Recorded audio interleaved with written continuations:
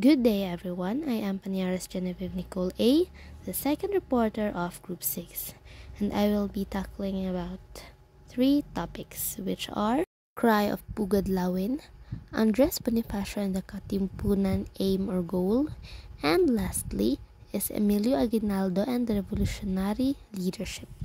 So, let's start with our first topic. So, are you familiar aning Cry of Pugadlawin? How about Cry of Balintawak? So, kani sila, lahi-lahi ungan, pero pareho ra jud ni sila, lahi-lahi lag version. Ang nag-name ani og The Cry of Pugadlawin kay si Pio Valenzuela. Nasay nagngan ani og kanang Cry of Balintawak si Guillermo Masangkay. Niya, nasay nga ani nga Cry of Bahay Toro made by Santiago Alvarez. Napadyo'y own version si Gregoria de Jesus or ang asawa ni Andres Bonifacio ang gingan niya kay The First Cry. So, this happened pag August 23, 1896. So, unsa magid nahitabo aning Cry of Pugadlawin? Now, let's tackle it. So, nakafamiliar ra mo anang punitin ang sedula? So, maunay nahitabo diri sa Pugadlawin. So, this cry is defined as a turning point when the Filipinos finally refused Spanish colonial dominion over the Philippine island. So, silbi dire, mauna ni siya ang start sa Filipino Revolution. Why did this happen? Kaya diba ang Katipunan kay was a secret society. But then, naay ni rat out nila or naay ni sumbong nila sa authorities. Which is si Teodoro Patino. Kani siya kay kauban naghapon ni nila sa Katipunan.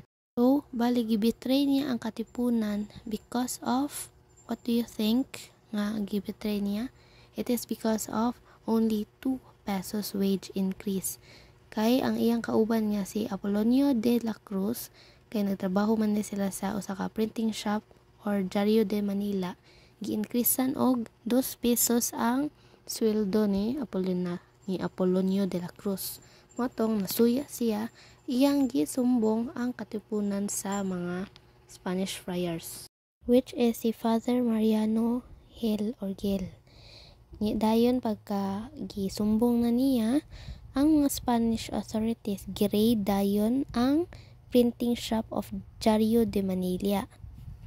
Dito na nasakpan, dito na nakitaan ang ilang mga dokumento sa Katipunan, ilang mga weapons, dayon ang mga uban nga member sa Katipunan nga na dito gi-aresto o gipang torture.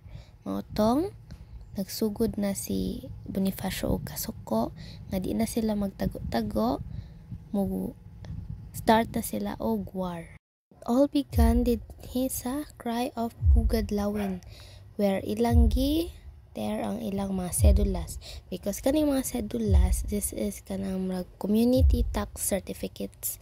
And then, sedulas is a symbol of oppression gani. Not just an ID, it was a symbol of Spanish control and exploitation. Maong ilaning gipunit, atong punitin ang sedula.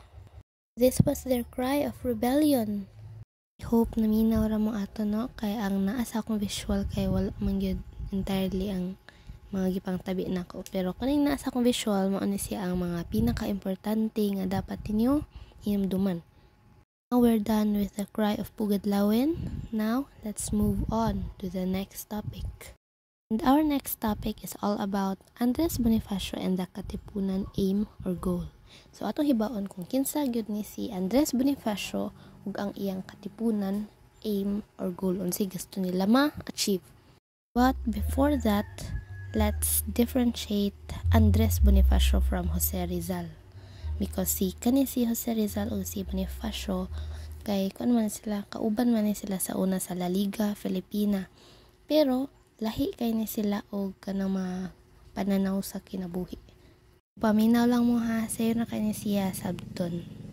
So, na-discuss naman sa mga past reporters si Jose Rizal, no? And we know him for being the Philippine national hero. So, kani si Andres Bonifacio, sa may siya? So, he is called the father of Philippine Revolution and founder of KKK. So siya ay naka-found sa kataas-taasan, kagalang-galangan, katipunan ng mga anak ng bayan pag July 7, 1892.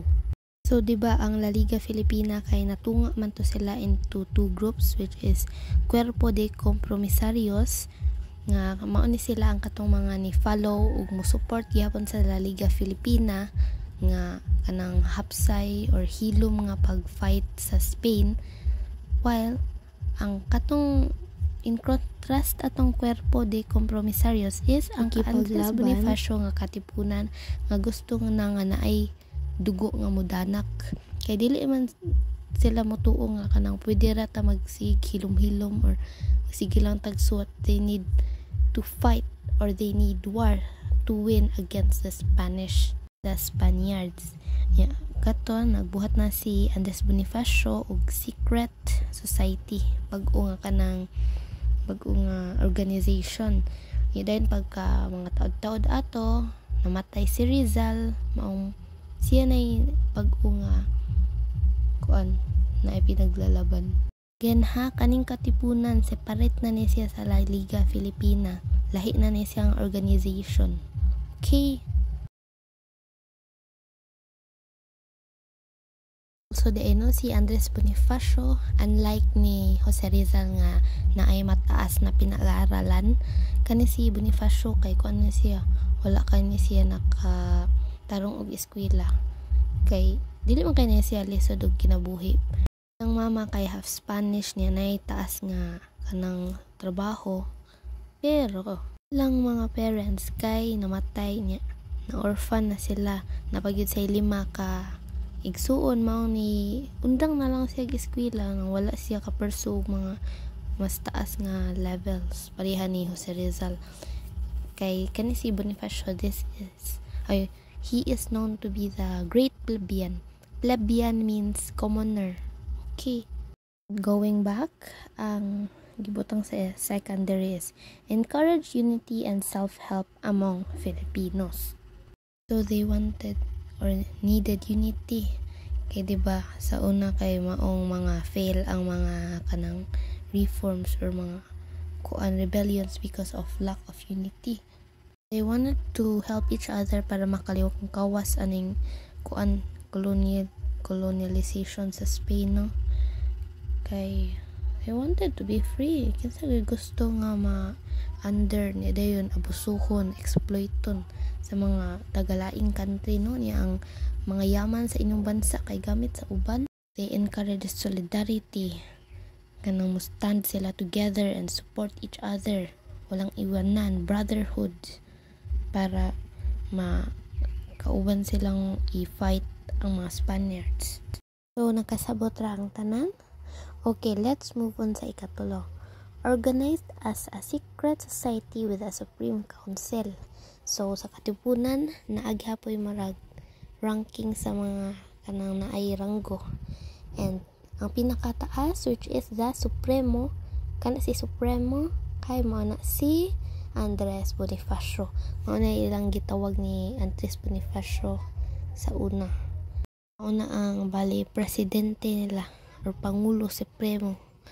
Nasay secretary, naay treasurer, naay fiscal and councilors. Diri sa Supreme Councils kay included na nila si Diodato Arellano ug ang atong first president, which is si Emilio Aguinaldo. We'll talk about him unya na lang. Okay? So, familiar mo aning Ladislao Diwa. So mao ni siya ang fiscal sa ilang katipunan. Apel sa dere si Teodoro Plata. Ilang treasurer kay si Valentin Diaz. So move on na ta sa ikaapat. Gain independence, promote good morals. Hino ma-differentiate na sad nato si Bonifacio from Rizal kay